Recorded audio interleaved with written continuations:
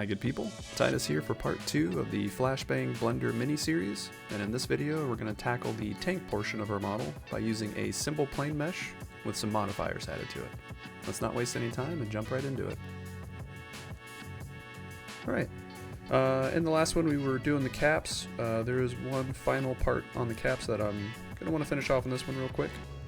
The bottom cap is going to have the bottom closed off, and the top one's going to be open because the fuse needs to go through. So let's just go ahead and apply our modifier stack. So I'm going to bump the subsurf modifier to 2 to give us some more geo for later. And then I'm going to apply the mirror modifier and then the subsurf modifier. And by doing that, that's going to give me access to the bottom geo when I go into the edit mode now. Kind of like that. So now I can go ahead and select this inside loop here. And then I can simply do M, and then which will merge. And then I'm going to do merge at center. And that's going to kind of give me the shape I was looking for that one. Alright. And then maybe the last thing we'll do is we will rename these top cap, and this one will be the bottom cap. Just keep it organized. And then I'm going to hide both of these objects there. Alright, so looking at the tank portion, there's a few ways we can approach this. I think I'm going to try using a plane and just adding a bunch of modifiers through it, and then just basically taking that plane and wrapping it around a empty, and we'll kind of see if that gives us a good shape. If not, we can also do it through like a boolean or difference modifier. So many different ways to do this, but let's try it this way. So we'll do a Shift A. We're going to add a mesh, and we'll do just a plane. I'm also going to add a empty, and the empty I'm going to do is actually a sphere, and that's going to be for a little bit later. So we'll go ahead and hide that for now. When I select my mesh, I'm going to go to my top view and then go into edit mode.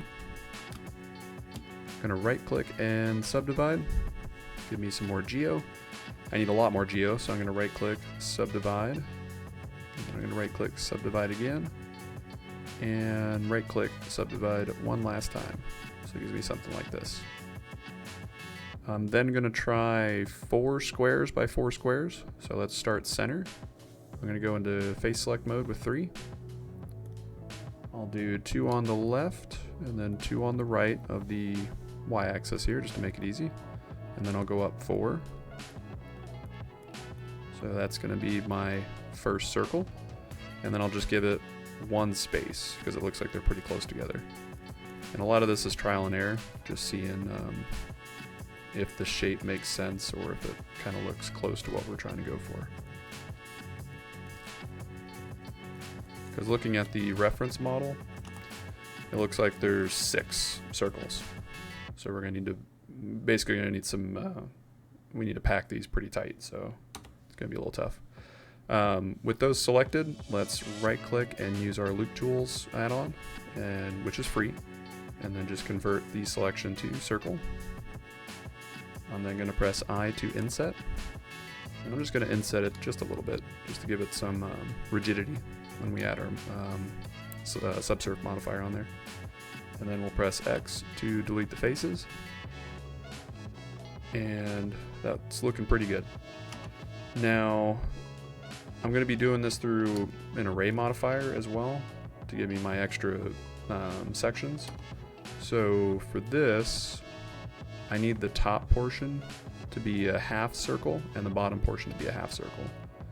So essentially what I can do is just select maybe right there, and then I can do a Shift D, hold Control, and then just kind of snap that to the right there. And then this guy, I'll do the same. Just you got to make sure to give enough one section over, just so you have some rigidity. And then do Shift D, hold Control, and we're gonna move. Actually, I'll move it right here. Makes more sense. And then all we're gonna do is basically just select these faces here and delete them. And then we're gonna select these faces, press G to grab, and I'm just gonna slide those into place with Control.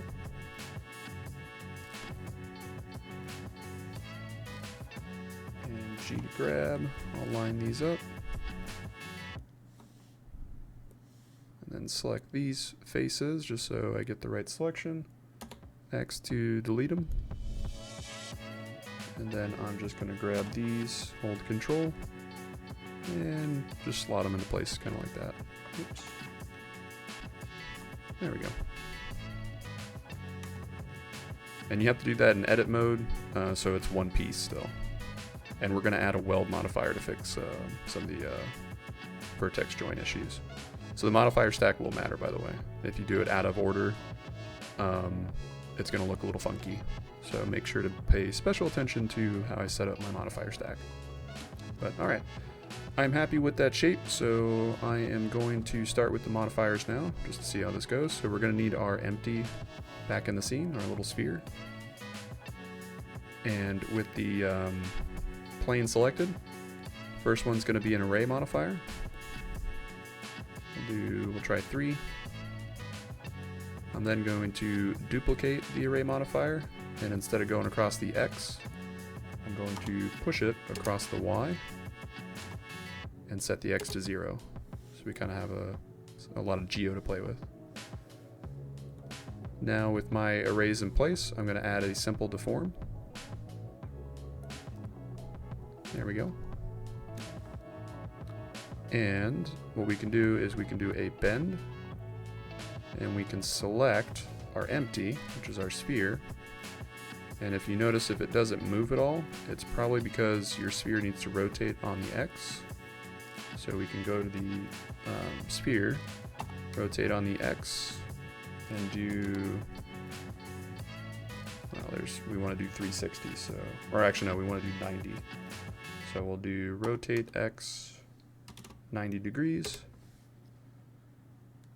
That way the axis aligns with how we want to actually move the plane around. So then we'll go back to the plane, and it's a 45 degree. So as we increase the degree, you see it kind of like starts to bend up. So we'll just type in 360, kind of like that, and enter. And now we have a pretty good shape that we're actually for our canister here. So that looks about right. You want your empty at origin, because if you mess with the origin point of it at all, notice it's gonna mess with your actual simple deform, which is maybe how you can get some pretty cool animations, by the way. So that can be helpful in some instances, but not in this one. So make sure that's at the world origin. Okay, but moving on. The next modifier we're gonna need is a weld. So we'll go in and select the weld modifier, and that's to fix the extra vertices we've created by messing with our mesh. We're then going to thicken this up with a solidify modifier. I'm going to bump it up to maybe 0.1. So it kind of looks like that. And then the next modifier is, of course, the subsurf modifier. And then you can just bump the geo up to 2. And that'll give you a nice smooth view here. And then you can also right click and shade smooth. And that looks really good. Now it's a little big. If we look at our reference image, that's going to be controlled through the array. So we can go into each of our array and we can reduce the count to make it thinner, or reduce the count on the X to make it shorter. So it looks like 2 in the X and 2 in the Y seem to be a good start. Now, because we need to actually modify, and we obviously have some extra geo here, so I'm gonna have to cut off these ends. That means we're gonna have to apply our stack. So you can simply start top to bottom and go through and apply each one. or if you have the hard ops add-on, you can just press Q, and under operations there's a smart apply, and it does it for you automatically, which is very handy. I'm then going to rotate in the X, and I'll just kind of bring it down like that. Our pivot point is also in the center of where the plane used to be, so I'm going to right click and do set origin to center of mass volume, and then I'm going to right click and do snap selection to cursor, so I'll kind of bump it in to the center of the screen where I need it. We also don't need the empty anymore, so we can select and delete that. And now it's just a matter of getting the proportions right and scaling this down a bit. I think the first thing I'm going to do is rotate it on the Z axis, maybe right there, and then I think I'm going to scale the entire thing down a bit, maybe right there, and drag it down on the Z.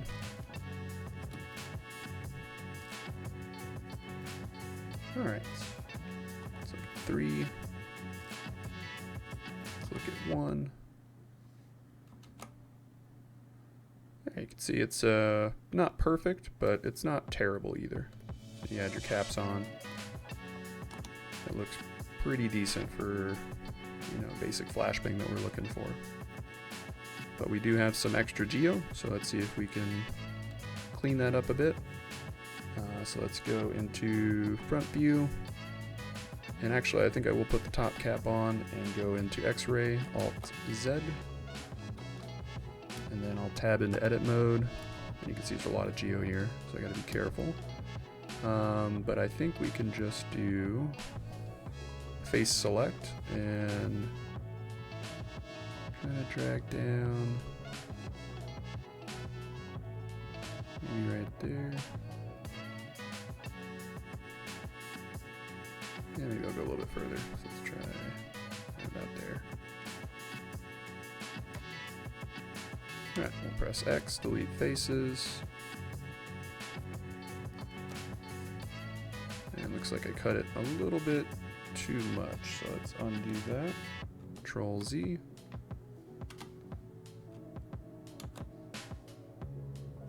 I think if you press Control minus, you can reduce the selection a little bit in little steps there. So try doing that. And Alt Z. Still not quite enough, so we'll undo that. Back to front view, X-ray, Control minus, and another one just to be safe. And we'll press X, delete faces, Alt Z. And that looks pretty good. So if we tab out of it, click off it, that's not bad. Alright, so let's do the bottom portion, kind of the same thing there. So we will turn on our cap there, go to front view, and then Alt Z for X-ray mode, tab into edit, and we'll just select everything there. And actually I'm pretty happy with that selection, so let's try deleting it, see how it looks. Alt Z, tab out, unselect, oops, and just see if it lines up, which it looks like it does, so it looks pretty good. So I am actually pretty happy with that setup. And if we look at the model, there is about 6 circles on each ring, which is pretty much what we got. That's why we had it compacted on the plane. It's not perfect, but I think it's good enough. So, you know, and you can do this a lot of different ways, but I like doing it through the Modifier Stack because it's very versatile. So hopefully this might help you guys out in some of your own models there. But all right, everyone, we'll cut it there for now, and we'll tackle the fuse section in the next video. But thanks for watching, consider subscribing, and see you on the next one.